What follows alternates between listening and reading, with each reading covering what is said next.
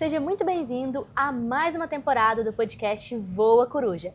Esse podcast itinerante que já voou muito pelo Brasil e agora está voando aqui na Europa. Nessa temporada, em Milão, na Itália, estamos aqui no Batucada, esse restaurante com alma brasileira e muito requinte italiano. Hoje, nessa temporada, nós vamos conversar com 4 autoras brasileiras que já vivem um bom tempo aqui na Itália e têm vários conceitos e conselhos interessantes para nos transmitir. Primeiramente, vamos conversar com a Marisa, que já esteve aqui conosco em outro episódio, mas eu vou deixar ela se apresentar para vocês. Rafa, primeiramente, obrigada pelo convite. Para mim é uma honra estar aqui fazendo mais um podcast com vocês. Primeiro foi uma delícia e tenho certeza que esse será melhor ainda. Então, eu me chamo Marisa Maracás, eu moro aqui já há 15 anos, entrei aqui com um convite, né, para trabalhar como enfermeira, eu também trabalho como enfermeira, hoje sou mentora, escritora, mas o início, daqui em 2009, eu entrei como enfermeira. E hoje, por que eu estou aqui, né? Vamos lá, aqui o motivo é esse. O que te trouxe né? aqui? O que me trouxe aqui, tá aqui. O que nos uniu? Essa é digamos, é melhor, o que nos uniu. A menina que fala com as feridas. E onde começou a menina que fala com as feridas? Eu já trabalhava como enfermeira aqui e eu ajudava e apoiava pessoas que mora aqui na Itália, investir no Brasil. Por quê? Porque eu fiz isso e deu certo. Então, eu comecei a ajudar pessoas a fazerem isso. Só que eu gostava? Sim, eu gosto e faço até hoje, tá, gente? Hoje eu faço só para mim. Mas eu gosto muito dessa área, desse ambiente de mercado financeiro. Só que um belo dia eu estava trabalhando como enfermeira e aí, quando eu saio do paciente, eu ouço dentro de mim. Estava na hora de eu parar de cuidar de feridas cutâneas para cuidar das feridas emocionais. Não foi emocionais, das feridas da alma. E aí, naquele momento, eu falei, opa, que bom, legal, feridas da alma. Mas eu não entendi muito. Entro no carro, dirijo nem 1 quilômetro, eu sinto de novo dentro de mim. Que estava na hora de eu parar de cuidar das feridas cutâneas para cuidar da ferida da alma. Continuei, né, uma boa baiana, tá feliz ali, tranquila, continuo dirigindo. Na terceira vez, foi tão forte que o meu coração parecia que ia sair pela boca. Está na hora de parar de cuidar das feridas cutâneas para cuidar das feridas da alma. Naquele momento, eu parei o carro, eu lembro como se fosse hoje. Eu falei, pai, eu aceito. Só me diz como, porque eu não tinha ideia. Eu fazia tudo uma outra coisa, mas ferida para mim era cutânea. Ferida da alma, tá tudo bem. Eu já tinha estudado programação neurolinguística, já tinha feito todo um percurso de coach, mas era para mim, para melhorar a minha vida e tudo quanto. Só que naquele momento que eu parei, que eu pedi, que eu falei isso para Deus, eu falei assim, eu entendi que era o Espírito Santo, porque não podia ser outra coisa dentro de mim, só podia ser o Espírito Santo. E eu senti aquilo, aí quando eu falei isso, eu fiquei calma, eu relaxei, e aí eu continuei trabalhando. Só que não é que eu esqueci, é que as coisas foram se abrindo, indo de uma forma tão fácil, mas tão fácil, que não tinha como não ser. Então, eu falo para todo mundo, a menina que fala com as feridas não é minha, é do Espírito Santo, porque ele foi abrindo portas. Depois eu entrei em contato com a Val já estava fazendo, a Val Denise, que daqui a pouco ela vai estar aqui com você, ela já estava fazendo um percurso de estudo das feridas emocionais, ela me apresentou a professora, eu comecei a estudar e dali eu não parei mais.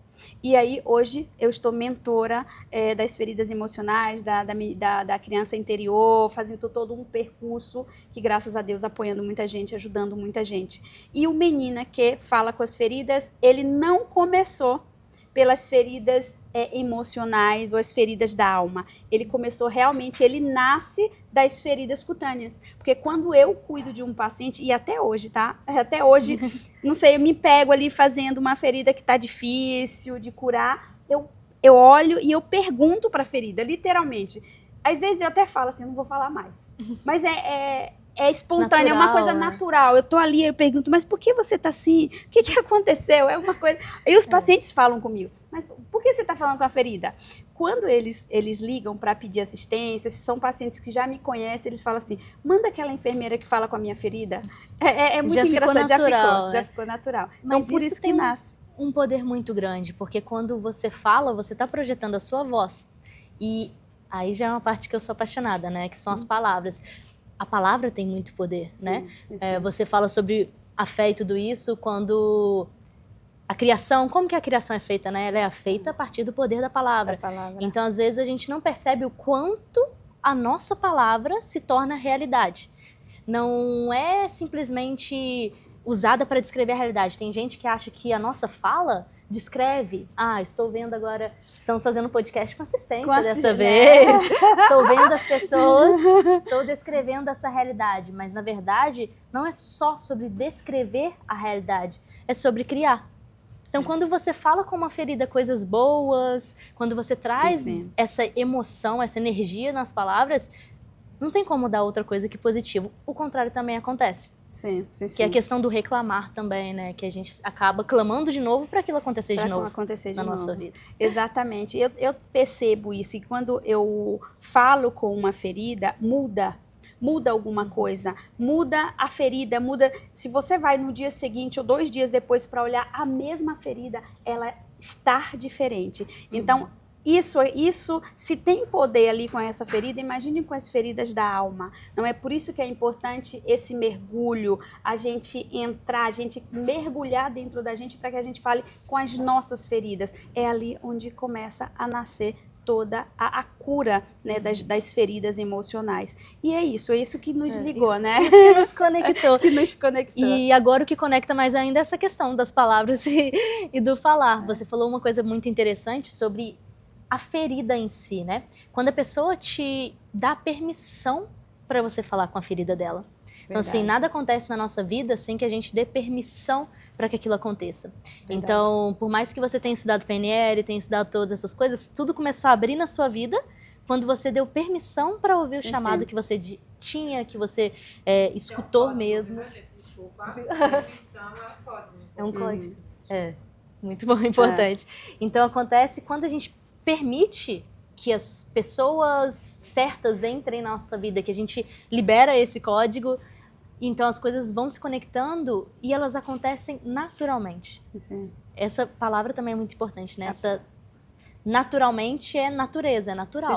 Quando a gente olha para a natureza, como que acontece a vida na natureza? O ciclo, como se renovam? É tudo de forma natural. Muito bom. E essa questão da permissão. Tem muita gente que hoje está vivendo uma vida difícil porque não se permite viver a vida que Deus tem para ela. Muitas vezes Deus está falando com você o que você tem que fazer, mas por causa das nossas crenças, das feridas emocionais que a pessoa viveu, o que acontece? Eu não permito viver o novo. Então, a permissão é importante. Quando o paciente me permite que eu fale com a ferida dele, realmente vem uma cura. Por quê? É a Marisa que cura. Imagina, longe de mim. A Marisa é só um instrumento. A Marisa só permitiu ser um instrumento. Então, essa palavra tem muita força e muito poder. Permitir ser e viver coisas novas. E o que a menina que fala com as feridas traz também é que eu já tenho uma história que o meu avô, ele ensinava a gente a pedir permissão a tudo e a qualquer coisa. Ele tocava na água, eu lembro como se fosse, hoje está escrito no livro, o cachorro com o vírus da raiva me mordeu. Meu avô, ele me colocava com o pé na água para fazer todos os rituais dele lá, mas ele pedia permissão à água. Ele pedia permissão à cinza. Um dia eu perguntei, Dindim, porque eu chamava ele de Dindim. Dindim, por que o senhor está falando com a cinza? A cinza não fala. E ele falou para mim, tudo tem vida, tudo tem consciência. Aí eu vou estudar. Que sabedoria. Eu vou estudar energia e realmente tudo tem consciência. Por quê? Porque tem energia.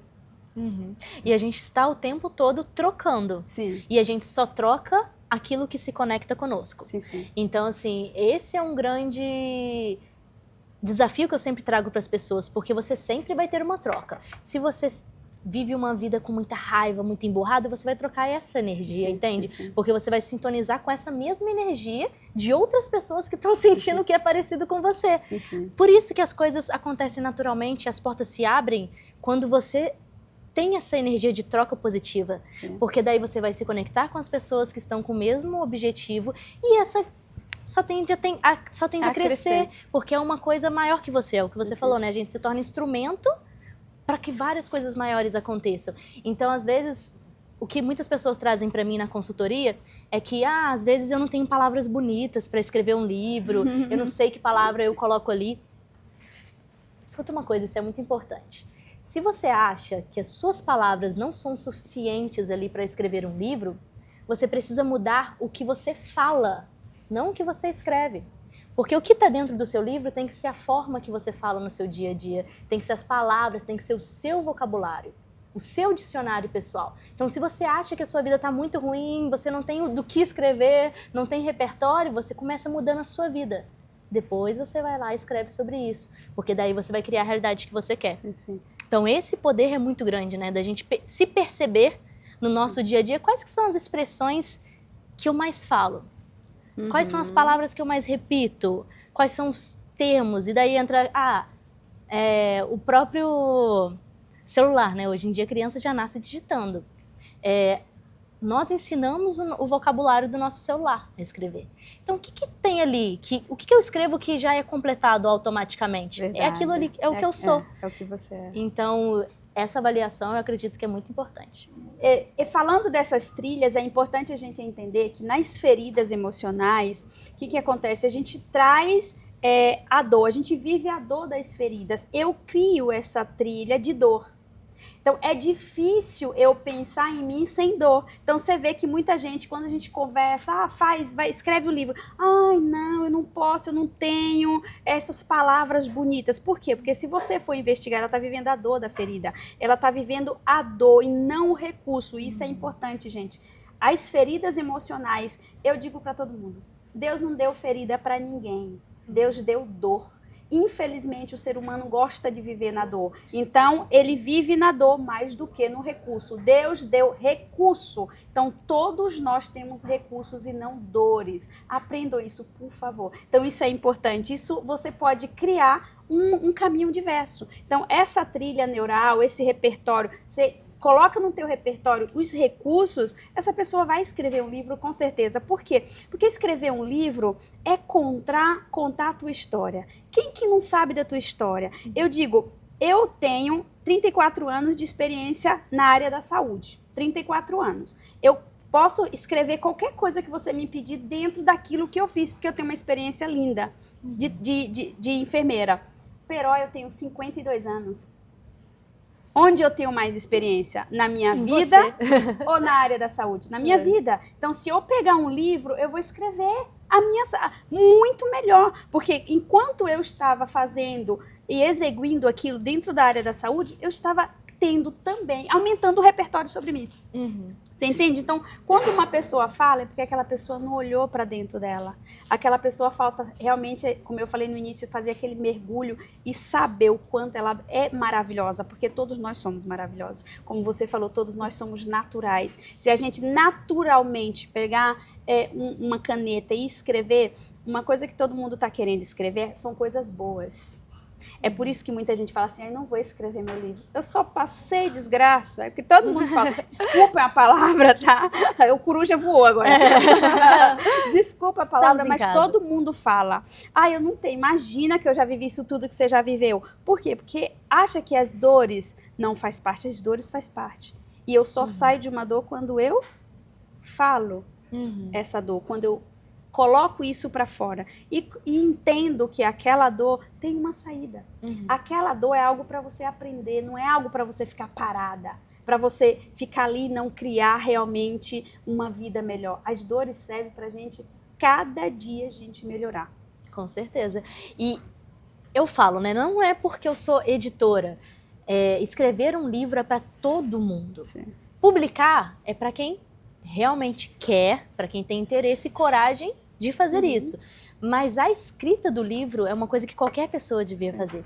E eu sinto muito quando eu olho para as gerações agora, por exemplo, que não escrevem diários.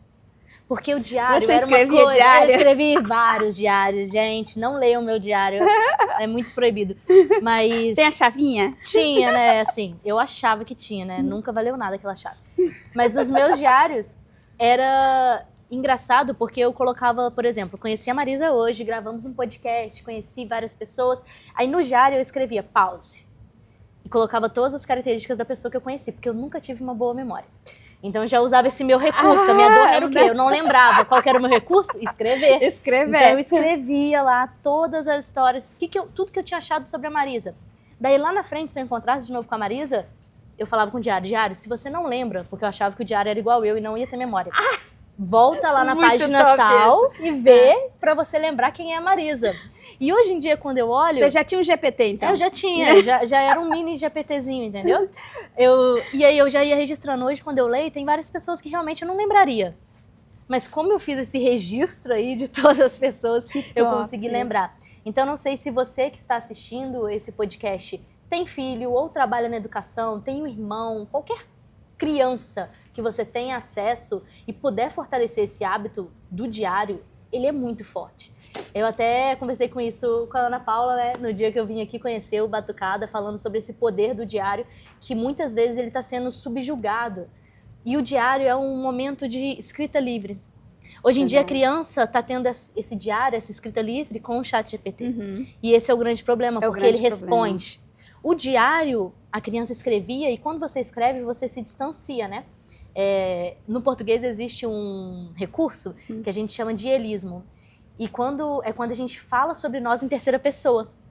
Por exemplo, se eu falar, a Rafaela está muito feliz hoje, eu me distancio desse sentimento. Se eu falar, a Rafaela está triste hoje. Como se estivesse dando para uma outra pessoa. Como para outra pessoa. E aí você consegue olhar de fora. O diário é uma forma disso também.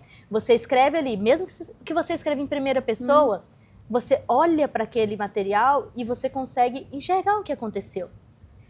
E Muito isso é bom. Consciência, que está faltando muito hoje em dia, né? Você se conscientizar. Quando você ajuda a criança já a desenvolver essa capacidade de consciência, é muito poderoso depois que ela cresce.